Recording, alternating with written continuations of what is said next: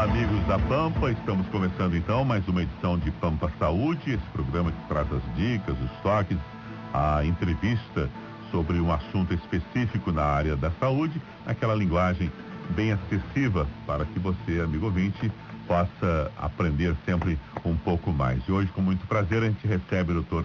Olir Manente, médico cardiologista, diretor do Instituto de Medicina Neurológica, é isso? Vascular, perdão, do Hospital Mãe de Deus e presidente da Sociedade de Cardiologia. Prazer tê-lo conosco aqui, doutor, na Rádio Pampa. E a preocupação hoje é mundial, né? A questão do coração. O coração do homem como um todo, não só do brasileiro, não anda batendo bem? Não anda batendo bem. Não anda batendo bem. Bom, em primeiro lugar, eu gostaria, é uma satisfação estar aqui na Rádio Pampa e vinha escutando a Pampa e ouvi a notícia sobre o nosso Congresso de Cardiologia. Então, acho que essa é uma notícia importante para a cidade. Foi escolhida Porto Alegre, então. Porto Alegre. Então, 2011, nós conseguimos trazer esse evento que ele, progressivamente, todos os anos, cada vez tem mais participantes. Esse ano foi em Salvador, na Bahia. Tivemos aproximadamente... É feito a cada 2 anos. Anualmente. Então, 7 mil participantes, 7 mil participantes, é um congresso de vulto. Isso traz para a cidade um movimento significativo, né? De colegas que virão 7 mil participantes. Então é um número bastante expressivo e também a gente tem em Porto Alegre uma cidade com capacidade de comportar esses eventos. E certamente a gente sempre fica torcendo para que se amplie essa capacidade, porque esse turismo de eventos, ele traz uma contribuição muito significativa econômica para as cidades. Né? Então, há um ano atrás saiu até uma pesquisa sobre os locais assim preferidos para eventos e tal, e Porto Alegre estava na ponta, né? Exatamente. Chama atenção que não é uma cidade, digamos, que teria uma característica turística, né? Enfim, é uma cidade urbana, né? Uma bela capital, enfim, e que esses eventos nacionais e até mundiais, Porto Alegre estava na ponta de criar esses eventos, sinal que tem uma boa organização, né? Uma boa infraestrutura por trás disso tudo, né? Então, para nós... Na área da medicina, principalmente, acontecem muitos eventos aqui, né? E na área de cardiologia, nós temos uma tradição muito grande em cardiologia aqui no estado. Então, nós somos um dos polos de cardiologia nacional, sem dúvida. Sem dúvida nenhuma. E eu queria aqui já também divulgar que o Dr. Oscar Dutra, nosso amigo, colega, que deve estar nos escutando, porque acorda cedo. Madruga, né? É madrugador de Alegrete. Você não ouve a nossa reprise também, que roda no outro horário. Então dá para ouvir em qualquer horário. Então o Oscar vai ser o presidente desse congresso, que para nós nos deixa também com grande alegria, porque é o nosso amigo. Eu estou presidente da Sociedade de Cardiologia, e então será. E a novidade também que esse ano, né? O ano que vem assume a presidência da Sociedade de Cardiologia um gaúcho, o Dr. Jorge Guimarães. Então, nós vamos ter essa coincidência que em 2011 nós teremos aqui... Os gaúchos estarão ponteando e ao mesmo tempo recepcionando. Então, para nós é uma satisfação. Então, falando sobre o coração... Eu brinquei no começo, é o nosso papo descontraído, porque hoje a gente vê, né, doutor, assim que desde crianças, desde a infância, já o problema cardiológico. Exatamente. Esse é um dado importante. Eu cheguei agora de Barcelona, no Congresso Europeu, e teve uma grande ênfase sobre a prevenção. Né? Porque, na verdade, o que determina que nós, num determinado momento da vida, tenhamos um evento vascular, eu vou traduzir essa palavra, ou que seja um infarto ou um derrame, que são os eventos vasculares mais importantes. Então, no coração, o ataque cardíaco, e no cérebro, o evento vascular mais importante é o derrame. Rádio Pampa. Isso só para o público entender. Quando é infarto, é coração. É ali no coração. Infarto do miocárdio, é aquele do coração. O famoso derrame já é no cérebro, no cérebro. Então, por trás dessas duas condições existe uma doença que se chama aterosclerose. Certo. E essa doença o que é isso? É do envelhecimento que a veia vai ficando fraquinha? Não, o que acontece na verdade é que quando nós nascemos, as nossas artérias, as artérias, né? Elas têm 3 camadas, né? E nós desenvolvemos, dentro das camadas dessas artérias, um problema que se chama aterosclerose, que é uma placa que nós chamamos de ateroma. Como nós desenvolvemos essas placas? Nós desenvolvemos essas placas pelo modo que nós estamos vivendo, pelo nosso estilo de vida. Principalmente o que comemos. Exato. Um dado importante é, de 10 infartos que nós temos, 9 poderiam ser prevenidos. Olha. Por mudança. 10, 9? 9. E nós não precisamos, viu, Newton e ouvintes, nós não precisamos nenhum conhecimento mais do que nós acumulamos até hoje para prevenir 9 entre 10 infartos. Que bom que o senhor está grifando, que interessante. Isso é muito importante. E o dado que nós estávamos falando da criança, que eu vou retomar agora, porque essa doença, nós já sabemos que crianças já apresentam essas alterações nas artérias. Essas alterações seriam o quê? Assim, só para um exemplo até chulo, o cano, por exemplo, que vai ficando com... Isso, existe resíduos de ferrugem e tal. Na veia acontece por quê? Por gordura? Algum outro tipo de substância? A gente tem, teve como um dado importante e ficou muito divulgado sobre a gordura. Na verdade, a placa de ateroma, ela não é só isso, ela tem vários constituintes. Ela tem uma capa fibrosa e tem um núcleo que pode ter menos ou mais gordura. Mas o fato importante é que essa doença, ela tem um caráter inflamatório. Para o ouvinte entender, é como fosse uma inflamação. Uma doença inflamatória que é comum de entender, que é a artrite, existe uma inflamação nas juntas, ali existe uma inflamação nas artérias. E essa inflamação, ela participa da gênese do problema, da formação do problema e da instabilização do problema. Então, nós todos hoje que temos uma grande batalha contra o ataque cardíaco, porque o ataque de 10 mortes que nós temos na população, 4 serão por ataque cardíaco.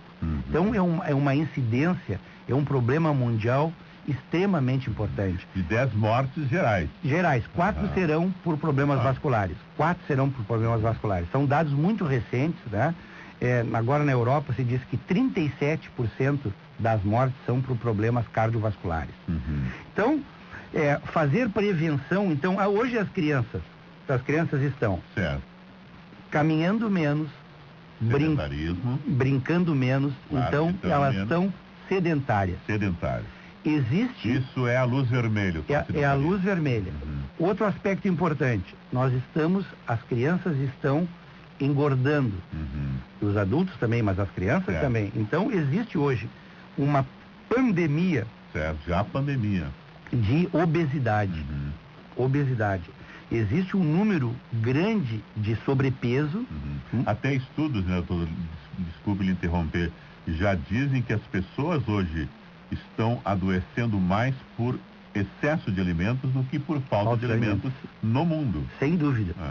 E, então, eu vou retomar esse ponto porque eu tenho um dado muito interessante. Muito interessante. Então, nós estamos sedentários, obesos, e estou falando de jovens e adultos, né? E quando nós começamos com sedentarismo e sobrepeso, obesidade, o próximo evento será ficar hipertenso e diabético. Então nós começamos, a nossa pressão arterial começa a aumentar e nós começamos a ter problemas com o metabolismo do açúcar. Então nós começamos a quantidade de açúcar no sangue começa a não ser aqueles níveis dentro do normal. É esse sedentarismo, essa não movimentação das pessoas e também esse excesso de açúcar que faz com que A veinha lá fica entupida? Isso. Na linguagem do nosso Isso. E agora vem o fator principal, que é a ingesta de gordura animal. Uhum. Então, aí entra o vilão principal, que é o colesterol. Né? O colesterol é importante. Então, com isso, Nilton, nós conseguimos percorrer aqui um dado importante que nós precisamos entender. Interessante. Para a doença, nós temos, né, vários fatores que são chamados fatores de risco. E quando eu coleciono esses fatores de risco, se eu coleciono 1, 2 ou 3, cada vez mais eu tenho mais risco para ter um evento. Porque foi acumulando, né? Foram acumulando. Então, a mudança da cardiologia preventiva hoje, ela tem uma mudança muito importante. Rádio Pampa. O médico, cardiologista, ou o internista, o clínico, ele tem por dever hoje, quando for receber um paciente, estimar esse risco para o paciente. Nós podemos estimar, não só dar aquele abraço no final da consulta e olhar nos olhos do paciente e dizer, o senhor está bem, a senhora está bem, né? Não é isso que nós queremos hoje. Nós queremos que a pessoa saia do consultório com uma quantificação de risco. Certo. Então, didaticamente, as pessoas podem... sabendo a quantidade de risco pelo perfil que vocês viram daquele paciente. Exatamente. Isso é possível fazer com investimento muito barato, sem grandes tecnologias. Hoje dá para fazer isso. Até está mais barato que vai comer menos, né? No mínimo. Vai gastar menos em alimentação. Então, o que a gente pode fazer? Nós classificamos os pacientes em baixo risco, risco intermediário e alto risco. E a partir dessa classificação, nós somos mais ou menos agressivos no manejo do paciente. Então, o médico hoje pode fazer isso no Instituto de Medicina Vascular do Hospital Mãe de Deus, né? No nosso departamento, na área de cardiologia preventiva. Nós temos lá o Dr. Salvador Ramos e mais uma turma, é da Prevencor, que tem uma tradição grande, já há mais de 30 anos, batalhando nessa área da prevenção. Então, nós todos estamos dirigidos para essa visão preventiva. Preventiva. Então, assim, o que eu vou... Só para resumir, a prevenção consegue detectar aí ou solucionar, enfim, conduzir o problema para um melhor final, digamos assim, que a pessoa tenha uma vida saudável, mais de 70%. Mais de 70%, sem dúvida. Prevenção. Mais prevenção. Nós não precisamos saber nada sobre... Não é uma coisa do outro mundo. O que é a prevenção? Exercício, movimentar mais. Não, exatamente. E cuidar da alimentação. Exatamente. Então, por quê? Qual é o problema que nós temos? Por que a gente não consegue reduzir se é tão fácil? Primeiro, né? Não é fácil, não. Parece fácil, porque o estilo de vida, ele tem um aspecto cultural. Né? Então, toda reunião social hoje é em cima da comida. Em Barcelona, o que me chamou a atenção é a atitude da cidade para ciclovias. Certo. Então, a gente vê, né, pessoas cada vez mais utilizando a bicicleta. Isso na Europa. Agora o presidente vai visitar Copenhague, vai ficar, certamente já conhece, a Dinamarca vai ver a grande disponibilidade de bicicletas para a população. E é bacana que os executivos de terno e gravata de bicicleta. Por que isso, né? Porque, então, na verdade, eu moro aqui no Morro Santa Teresa, né? Não moro aqui, sou vizinho de vocês aqui, e poderia vir caminhando, mas eu vim de carro. Eu não vim de bicicleta também. Então, isso é difícil nós colocarmos... Essa cultura. E também tem que ter modificações da cidade. Também, porque tem que ter modificações da cidade, então, do aspecto urbano. Outro aspecto importante é quando a sociedade... O que está acontecendo no mundo hoje? No BRIC, Brasil, Rússia, Índia e China. Esses países emergentes, quando a gente tira o indivíduo do campo, traz para a cidade e ele começa a ganhar mais dinheiro, ele começa a consumir uma quantidade grande de gordura e de açúcar em excesso. Confinado, né? Exatamente. Então ele começa a adoecer das artérias. Nós oferecemos uma melhoria de vida para essa pessoa e essa pessoa começa a ter problemas com as metrópoles. A metrópole não faz bem para o coração. Né? Então, por quê? Porque nós ingerimos uma quantidade grande de colesterol e o colesterol realmente é um grande vilão. Acabar com o colesterol, sem ter em casos extremos, um bom exercício já ajuda? Não ajuda. Não ajuda? Não. O que ajuda para o colesterol? É a ingesta menor de gordura. A comida. Então, para o nosso ouvinte entender, para baixar colesterol, como se diz, não, o exercício, é comida. É comida. O exercício ajuda muito pouco. O estilo de vida, de alimentação. Claro, sem gordura animal. Claro, como exatamente. Quando a gente se exercita, né, Newton, o que acontece? Quando nós se exercitamos, nós estamos já num nível de percepção, de cuidado com a nossa saúde. Aí, aquele indivíduo que se exercita se alimenta melhor, né? Dorme melhor. Tem uma vida mais regrada. Tem uma vida mais regrada. Então, então o conjunto, né, da obra é que resulta em menos ataque cardíaco e menos derrame. Tudo aquilo que eu falo para o ataque cardíaco vale para o derrame. Então, isso é uma coisa importante. Vamos começar agora, doutor, com aquelas questões assim que às vezes Mas eu não queria deixar de falar a última coisa aqui, que é sobre o famoso pito do gaúcho, né? É o cigarro.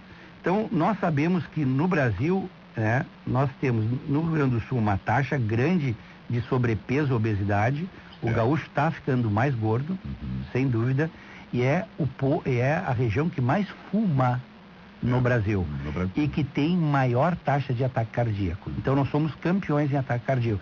Por isso trazer o Congresso de Cardiologia para cá é importante, porque nós podemos fazer grandes contato com a comunidade e ajudar a trazer um alerta para que a gente possa cuidar desses aspectos. Rádio Pampa. Esse alto índice de problema cardíaco que a gente tem aqui no Rio Grande do Sul, que já é reconhecido mundialmente, digamos assim, infelizmente esse índice aqui é muito alto, é então em cima do cigarro e da alimentação da nossa carne? Exatamente. Aquele costume do churrasquito e tal. Eu acho que o churrasco ele não deve ser banido. Não pode. O churrasco hoje é o prato nacional conhecido em todo o mundo. Né? Vamos dizer, há 20 anos era feijoada. Né? Era feijoada. E também é outra bomba relógio. Bomba atômica. Mas, na verdade, o churrasco hoje, né, é uma coisa do gaúcho que tomou o Brasil, e eu digo para vocês, tomou o mundo, e nós não exploramos isso como imagem do Rio Grande do Sul. Se a gente vai a Barcelona, tu vai para Dinamarca, vai para os Estados Unidos, para o Japão, a churrascaria gaúcha faz um sucesso. Mas o que a gente pode fazer? É o dia a dia, né? Então, nós podemos ter um alimento de churrasco por semana? Pode. Mas todos os dias comer carne vermelha não é adequado. Então... E é adequado até para digestão, enfim, é uma boa salada, enfim, né? Porque o gaúcho não tinha esse costume, mas aí depois com a italianada na serra, a gente começou a aprender a comer salada, porque aquele primeiro gaúcho original era carne pura, né? E quanto mais gorda, melhor, né? Eu venho de uma região, eu sou de Santana do Livramento, então, né? Certo. Então são esses fatores que determinam esses problemas. Bom, agora a mensagem que nós gostaríamos de trazer para vocês é o seguinte. Bom, quando o paciente tem um ataque cardíaco, aí o que determina a sobrevida dessa pessoa é o tempo entre o início dos sintomas e o início do tratamento. Então, são muito diferenciados os sintomas, que é a grande curiosidade. São bem estereotipados. O alarme é uma sensação de pressão no peito. No meio. Que essa sensação que a gente tem que chamar de dor, porque não tem outra palavra em português, né? Então, além da dor, digamos, mas não precisa ser uma dor forte. Tão aguda, não. Exato. Às vezes é uma sensação de peso, de aperto, ou uma sensação de sufocação, ou de mal-estar, que a pessoa não está se sentindo bem, e é no tórax. Então, procure imediatamente uma sala de emergência. No local mais próximo, né?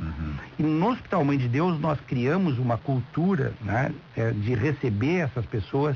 Essas pessoas são triadas rapidamente. Então, se chegar uma pessoa com uma sensação que possa dar um alerta, essa pessoa é rapidamente triada. Porque o fator tempo é primordial. Ele é primordial, porque se nós atendemos um infarto na primeira hora do início dos sintomas, a mortalidade é muito baixa, é ridícula, é menor do que 2%. Olha. Se nós atendemos na primeira hora. Se nós atendemos na sexta hora, a mortalidade pula para 16%. É 8 vezes maior a mortalidade. Certo. Então nós temos uma golden hour, que a gente chama, né? De ouro. Uma hora de ouro, um momento precioso, que são a primeira hora entre o início dos sintomas e o início do tratamento. O tratamento pode ser feito com remédios, né, que dissolvem o coágulo, dissolvem o trombo, ou pode ser com catéter, né, que é a famosa angioplastia, que a gente lá, sobe tudo, que vai lá e pode abrir a artéria. Rádio Pampa. Doutor, tem aquela história que se falava a síndrome da hora da barba. Tem sentido isso, que o maior índice é de manhã cedo, principalmente para o homem, ou é um pouco lenda urbana isso? Não, acho que tem alguns... O horário do infarto ser de manhã cedo, a hora que acorda, por quê? Nós não sabemos o gatilho, mas quando a gente... detona isso, que o cara estava deitado. Mas quando a mudança de posição e todo o acordar, né? Porque, na verdade, quando precisa um bombeamento quando nós estamos dormindo, melhor. Quando nós estamos dormindo, porque na verdade, o que ocorre é um coágulo dentro da artéria. Então, né? E quem forma esses coágulos são as plaquetas. Certo. No sangue nós temos as células brancas, que são os leucócitos, as vermelhas, né? Que são outras células, e as plaquetas. Né? A plaqueta é que faz o coágulo. Então, essas plaquetas, pela parte da manhã, poderiam estar mais ativadas. Mas isso é um dado, vamos dizer assim, interessante, mas na verdade não determina nenhum tipo de conduta. As pessoas vão ter a sua vida matinal, normal. Aquela coisa, posso fazer exercício de manhã? Pode fazer exercício de manhã, não tem problema nenhum. É perigoso fazer exercício de manhã? Não, alimentado, né? Essa história de jejum também parece que... Não é muito bom também fazer... Não é aconselhável, mas tem maluco aí que sai direto. Sim, porque a gente tem que comer um pouco de carboidrato pela parte da manhã para consumir, para gastar no exercício, né? A história aquela que se falava tanto e que parece que agora já alguma corrente médica condena a história tal para o adulto da aspirina. Tem sentido ser preventiva a aspirina ou não? Bom, toma uma aspirina infantil, que é preventivo? Foi constatado isso? Não, eu acho que aspirina para todos não é uma recomendação. Não é a recomendação. Então, agora no Congresso Europeu de Cardiologia foram apresentados alguns estudos, e esse ano foi publicado numa revista importante um estudo sobre prevenção, sobre a aspirina. A aspirina reduz o ataque cardíaco. Quando fala aspirina, o velho AS. O AS, todo mundo. O AS. Então, ele reduz as taxas de infarto e reduz as taxas de derrame. Isso é verdade. Tem sentido. Tem sentido, mas ele também aumenta a taxa de sangramento, principalmente sangramento digestivo. Então, um aspecto importante é que o médico tem que escolher a pessoa certa para tomar aspirina. Aspirina não é um remédio que todos deverão tomar. Então, esse é um dado importante. Só sobre controle médico, então, de orientação. Mas um dado importante, viu, Nilton, é sobre o colesterol, que nós gostaríamos de estressar. Tem uma campanha agora publicitária de uma margarina que eu acho muito inteligente. Porque se eu perguntar para as pessoas qual é o número do teu colesterol, a maioria das pessoas não sabe. E as pessoas têm que saber que o colesterol é o maior determinante de ataque cardíaco que existe. Ele é o fator mais importante. Um dado pitoresco e interessante é que quando a gente, no passado, conseguia analisar as populações dos Yanomamis, que não tinham contato com o homem branco, esses Yanomamis tinham uma quantidade de colesterol no sangue a metade que nós temos. Esses Yanomamis tinham 100 a 110 miligramas por decilitro de colesterol total. Sim. Nós temos, o brasileiro, em média, tem em torno de 208 miligramas por decilitro. O dobro dessas populações. Isso já é perigoso? É muito perigoso. Sim. Então, conhecer o número do colesterol é fundamental. para a sua saúde. Uma coisa que outro fator que a gente viu que a população adquiriu foi o famoso número 12/8, que é a pressão arterial. Então, 12/8 ou 120/80, dependendo a métrica que a gente queira usar. Então, realmente é um número hoje que a gente ambiciona como pressão arterial. Então, outro número importante, o número da quantidade de glicose que nós temos no sangue. Acima de 100 miligramas por decilitro, vamos ficar atentos para isso. E surgiu agora outro número que é a cintura. Rádio Pampa. A circunferência. Passando de quanto mesmo? Olha, isso, e algumas, para nós, assim, o homem acima de 98 e a mulher acima de 80, 98. já é preocupante na nossa... Mas não é uma característica, digamos, do homem adulto que já está entrando, digamos, na velhice ou na maturidade, ter sempre mais barriga? Isso acontece muito porque quando o homem não tem uma pausa dos hormônios, não tem andropausa, não dá para dizer que existe andropausa. Porque é muito fácil ter porque diminui até os 20 anos de idade, mas depois já não é fácil. Isso, mas na verdade nós temos que ambicionar esse aspecto, né? Difícil. Porque essa gordura abdominal, ela também determina o aumento da inflamação nas artérias e está associada fortemente a problemas vasculares. A gordura da barriga é a mais perigosa, é o alerta maior. Tem gordura na barriga, o risco é bem maior. O risco é maior, né? Certo. A mulher, por outro lado, o homem é maçã. Então, a barriguinha, né? Certo. A famosa... De cerveja, como se diz. A famosa barriga. E a mulher é o quadril. No quadril. A mulher é pera. A gordura de pera. É o formato de pera. Certo. Ali também tem gordura, né? Tem gordura localizada. E essa gordura, nessas partes, também se associa com gordura visceral, né? Outra coisa, com o fígado gorduroso, que é um sinal também importante que existe esteatose hepática. Né? Esteatose hepática, que é um dado importante hoje, é também um marcador de risco. Então, o que nós estamos entendendo, né? Então, fica bonita a conversa por isso. Certo. A gente está entendendo... Mas para essa tal esteatose, o que é também alimentação? Alimentação, Tem que cuidar isso. Resumindo, é sempre isso, alimentação... É que nós estamos comendo em excesso, essa é a questão. A questão é essa, né? Nós estamos engordando, certo. Né? Porque, na verdade... Eu conheci um senhor idoso com 94 anos de idade, magrinho, no estilo Mário Lago, assim. Sim. Era bem parecido fisicamente. Ele dizia... gordo não envelhece. Exatamente. É difícil ver um gordo acima de 80 anos. Não, exatamente. Sempre essas pessoas longevas, de 90 anos, são aqueles retilíneos, né? Bem magrinhos. Né? Mas esse aspecto tem sentido, então. A obesidade é um problema. Ele fala assim, não existe velho gordo, que eu inverti. Tem sentido. Tem sentido, exatamente. Então, esses são dados importantes. Sim. Né? Caiu o blusão aqui. Esses são dados importantes que nós todos podemos controlar. Então, não é tão difícil assim. Não é tão difícil assim. Sem contar o apelo social, aquele que tudo gira em torno da comida, como eu falei, mas procure, né, disfarçar e comer menos. E aí se exercitar mais. E aí, quando comer bastante, o velho churrasquinho de final de semana e tal... Procura redobrar o exercício, tem sentido? Tem sentido. Mas manter uma certa regularidade, também não exagerar nunca. Né? Sair assim, agora vou fazer regime e exercício e achar que tem que virar atleta nos primeiros dias. Isso aí também é perigoso, né? Então, essas são as mensagens. Interessante. E assim, o sistema de saúde Mãe de Deus, ele hoje tem uma preocupação grande com as doenças cardiovasculares. O que o senhor recomenda, então... Sentiu que aquela opressão no peito, dor, enfim, que às vezes pode dar nas costas também, né, doutor? Também pode dar nas costas. Mas... Pode dar nas costas. Então assim, não procure...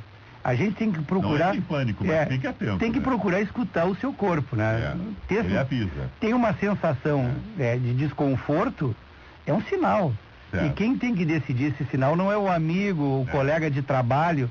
Né? Porque o que acontece, né? O que acontece muito no ambiente de trabalho, principalmente com o homem, a pessoa está sentindo um sintoma e ele não se rende, não vai procurar. Acha que vai passar. E a coisa mais traiçoeira do ataque cardíaco e do ataque cerebral que nós não conversamos muito aqui, é que ele pode, a gente pode, a artéria pode obstruir e ela desobstrui. Né? Porque e aí passa. Chamados mini derrame, não tem? Existe, exatamente. Então a artéria fecha e abre. Aí a pessoa tem um alívio. Às 8 horas teve a sensação, às 8h10 passou, às 8h30 ela volta e pode voltar. Bom, vai na primeira, eu gostaria que fosse na primeira, né? Se não vai na primeira, vai na segunda, mas procure ir conversar com o médico, fazer um eletrocardiograma, ser examinado por alguém que tenha treinamento em emergências, né? E a gente gostaria de colocar aqui... E que Porto Alegre está muito bem servido. Muito bem, né? E o Sistema de Saúde Mãe de Deus, ele tem essa preocupação. Na Carlos Gomes também tem uma emergência. Então, essa é uma preocupação muito grande que a gente tem desenvolvido dentro do sistema de saúde, no sentido de oferecer mais segurança para o atendimento da comunidade porto-alegrense. Adorei, doutor. Volte sempre. Certo. Conversamos com o doutor Euler Manente, né, médico cardiologista, que trouxe aí pra gente essa verdadeira aula e nessa linguagem bem acessível, enfim, para os nossos ouvintes. E breve vamos convidar o senhor de novo aí para falar de outras questões, né, dos problemas aí dos derrames, enfim, que não deu tempo no programa de hoje, mas a gente já aprendeu muito, com certeza, aqui no nosso Pampa Saúde. Então, muito obrigado. Muito obrigado.